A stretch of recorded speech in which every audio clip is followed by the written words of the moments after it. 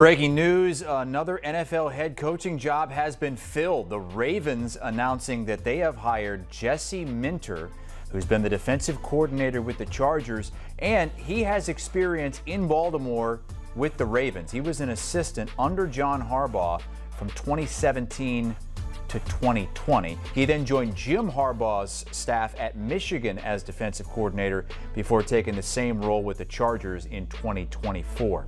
Let's get our Jonathan Jones in here. JJ, help us make sense of this, because they move on from John Harbaugh, but now they're bringing back one of his former assistants, and he's a defensive guy, and we were under the impression, and you've reported, that Lamar Jackson was going to have a lot of input. Do you believe he had input on this?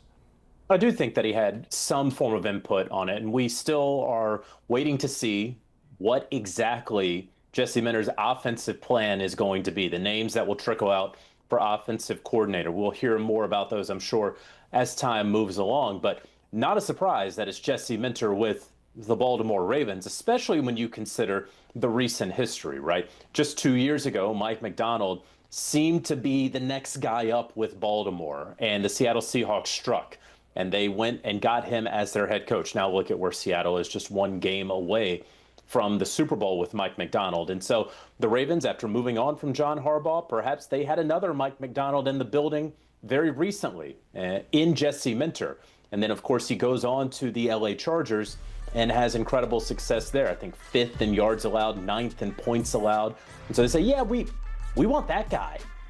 Young, right? This is a young franchise, having moved to Baltimore. So I think this is only the 4th head coach that they've ever had, of course, Harbaugh being there for 18 years. And so they want someone that they can grow with. And this is something that I think this is the first hire we have seen in this cycle, Chris, where the guy's not a former head coach. We have 3 former NFL head coaches, Jeff Hafley, a former college football head coach at Boston College. And now we have our first-timer in Jesse Minter going to the Baltimore Ravens. Yeah, how do you make sense of his rise at 42 years old now, mostly a college assistant coach, but did have that experience with the Baltimore Ravens from 2017 to 2020. How much do you think that had to do with this current Ravens regime going back to him and plucking him out of LA?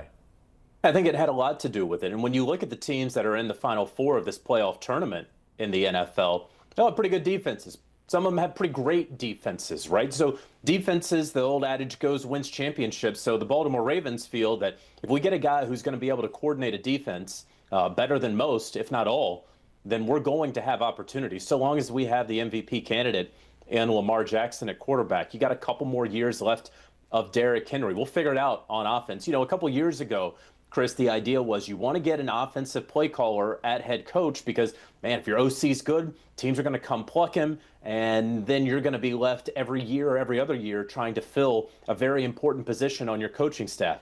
And then what we saw this past year, really the last 2 years, is, no, we just want to find the best coach. We want to find the best leader of men. We want to find the best guy who can fill out the best staff, and we'll figure out the rest. And that is, I think, is what we are seeing with the Baltimore Ravens. I had been told as Jesse Minter pulled out of the Cleveland Browns search recently, and that may have been this morning, may have been last night, but either way, he had to decide between the Ravens and the Raiders. And so that was sort of the last team that was in the mix for Jesse Minter. And obviously he opted for Lamar Jackson for stability, continuity, and going back to what is familiar for him, having coached there a couple years ago.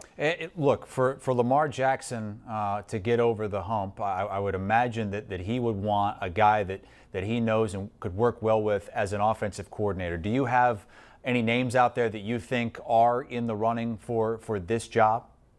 Yeah, we'll still see. I mean, obviously, Lamar Jackson had a great working relationship with Todd Monken. It certainly seems that Todd Monken is either a candidate for the Cleveland Browns head coaching job or joining John Harbaugh in New York with the Giants. So I can't imagine that he would be a candidate to return to Baltimore.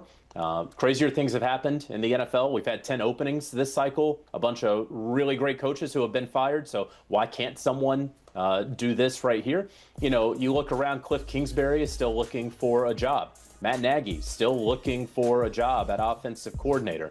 Brian Daboll, obviously a top candidate with the Buffalo Bills at head coach, but he's a hot name at offensive coordinator. Joe Brady, hot name at offensive coordinator. He doesn't get the Buffalo head coaching job. So plenty of quality offensive-minded coaches who are out there who can be OCs, who can call plays for Lamar Jackson that Jesse Minter can work with. And so we'll certainly see as these days roll along who his guy ultimately is. All right, the Ravens have announced it. Jesse Minter is their new head coach coming over from the Chargers, and a coach who has experience in Baltimore with Lamar Jackson, even though he's on the defensive side of the ball, was with Lamar 2017 through 2020. And as Jonathan Jones just pointed out, it's the first time head coach that we have filling one of the spots. He's the fifth vacancy that's been filled. Jeff Hafley hasn't been an NFL head coach, but he has been a head coach at the college level. Jesse Minter, 42 years old, getting his first head coaching job, replacing John Harbaugh, who he coached under in Baltimore. Much more on this coming up. We have Pete Prisco and Lige Douzable on the other side. Attempt a measly 6.7 as well. So let's lock into that battle with Bryant McFadden and Ryan Wilson. It's Drake against that dominant Denver D. And BMAC, you won a couple of Super Bowls as a defensive back on a great defense in Pittsburgh. What makes this Broncos defense so difficult, even for the best of the best? Well, they're sound in all areas of their defense. They're very, very sound.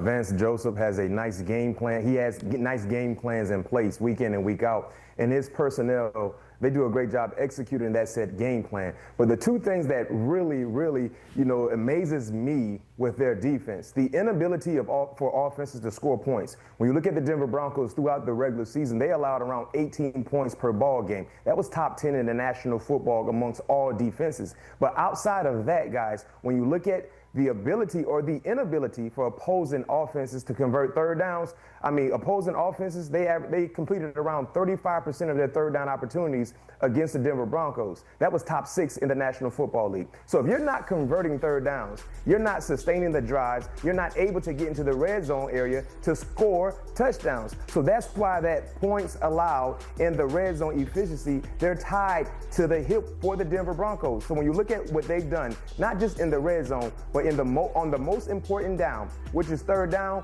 it has been amazing for them to be able to be stout and, most importantly, consistent throughout that situational moment for their ball club. Hey, BMAC, do you know what happened 20 years ago today? Tell me.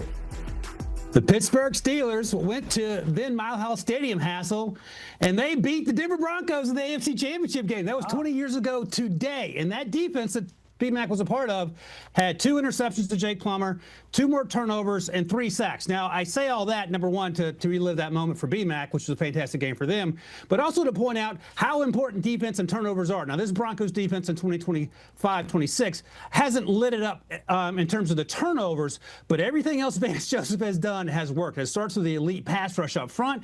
We know about Nick Bonito and Jonathan Cooper, but they have interior defensive linemen that can get after it. Zach Allen, John Franklin Myers, of course. They also have, they're incredibly disruptive in terms of how Vance Joseph utilizes them. They blitz 30% of the time. They get home consistently. And then helping things out, and this is one of BMAC's favorite sayings that I like to steal, make it hot so we can squat. And if you get after it in the front 4 or the front 7, that means that secondary can sit on routes, have pass breakup opportunities, and blanket coverage. And all that together allows you to dominate. And that's what they've done, even though we've